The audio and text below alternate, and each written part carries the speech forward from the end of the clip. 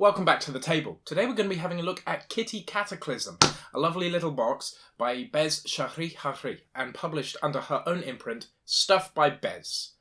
But before we get into the review proper, I should say that I had the pleasure of meeting Bez back at the UK Games Expo in June 2019, and she was kind enough to pass on a copy of this for review. But I'm going to be doing my best to stay impartial during this review, so let's get into it. Kitty Cataclysm is a small game in the small boxes that I've come to associate with Bez, and even before you open it up, you're going to be treated to probably one of the most concise reviews you've ever seen on the back of a game. This game is chaotic. You can be a dick to your friends and family. There are many cat puns, you need to think about what card to play. That's pretty much the entire game. This might be one of the best blurbs I've ever seen on a board game, telling you exactly what to expect. But is it accurate? The second I got this deck of scribbly and character-filled cards out of the equally scribbly box, I was immediately thrown back to one of my earliest memories of board and card games, Steve Jackson's Munchkin. Now, I'm sure that for many of you, that name will make you bristle. I have a similar reaction to that particular game. I'm sure for a lot of you, Munchkin was an introduction to board and card games until you played it into the ground and had that one inevitable game which took about 4 hours and contained 3 to 5 extremely long, bizarre rules arguments. Kitty Cataclysm does have a lot of similarities to Munchkin, with a unique art style and heavily pun-filled cards.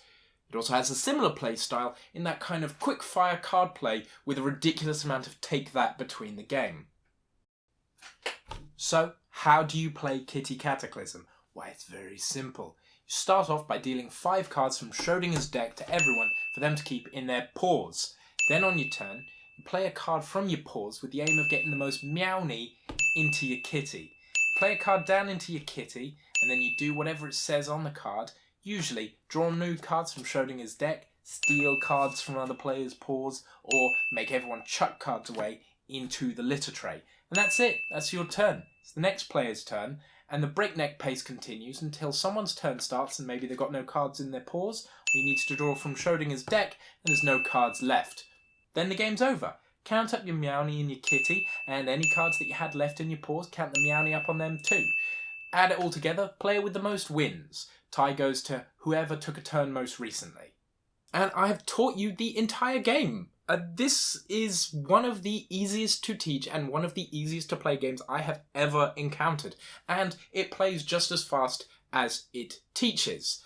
I have had a game of Kitty Cataclysm end in a single round before.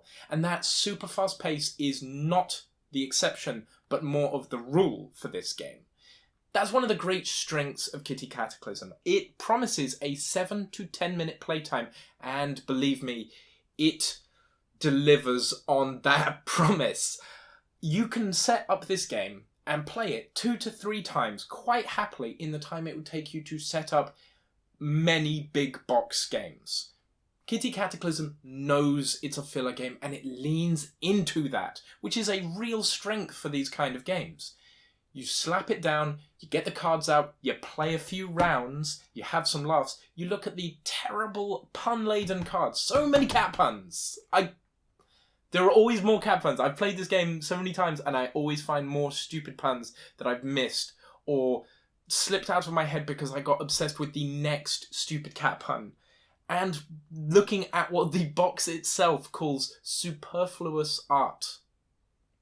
The game plays so quickly that there's no time to build up grudges between players. So when someone blows up your hand, you can't be annoyed. If anything, they've just made themselves a prime target for who you were about to steal that many cards from anyway. And that's a huge difference from games like Munchkin, because in this game, there's no ambiguity, no bizarre rules conditions, and no need to constantly go back to the tiny little rules sheet. This game is so simple and well polished in that way that it manages to contain in its own rules the extremely biting, if there is still a tie, then you have misunderstood the rules. This simplicity allows the game to deliver on those promises that some other filler games like Munchkin or We Didn't Playtest at All just don't for me. I love it. while my tastes have changed significantly from those early days, I still love that setup of grab a deck, play fast, and just be mean to each other for a little bit. It's a great setup. The game's very simple, but that's kind of what I wanted from this all along. I want to slap it down and have the whole thing be done in the next 10 minutes.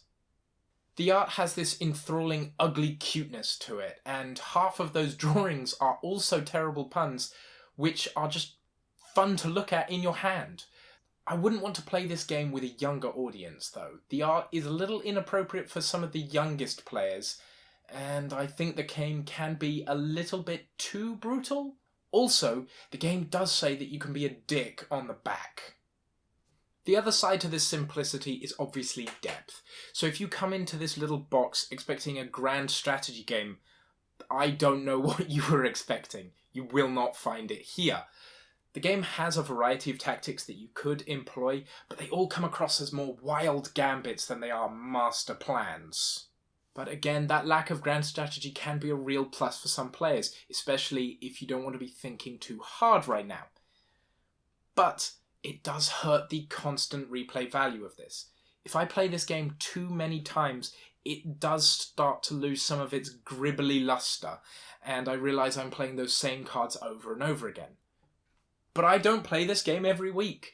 I pull it off my shelf of filler games every now and again, and I put it in my bag. So when I'm meeting up with my friends and we're waiting for one last player, I can grab something out and say, "Who wants to play?" I slap it down and we can easily have a good time with it then. So if you want a quick filler game that finally delivers on many of those take that promises, I'd say take a look at Kitty Cataclysm. It fits in a pocket, and I've not met anyone who didn't learn it in the 30 seconds it took to set up the game. I like Kitty Cataclysm, and I'm happy to put it on my shelf of quick fillers. It's not my favourite game, but it was never trying to be my favourite game. It's a fun little experience with some groan-inducing puns and some artwork that leads to more groans, and for that, I'm really glad I got to play it. Will it stay in my collection? Yes, because I don't need to make space for it, and it gives me what I want from it. I'm not going to go out of my way planning an evening to play Kitty Cataclysm, but I won't ever need to plan to play it. Thanks for watching my review of Kitty Cataclysm by Stuff by Bez. Please consider subscribing for more board game and gaming content.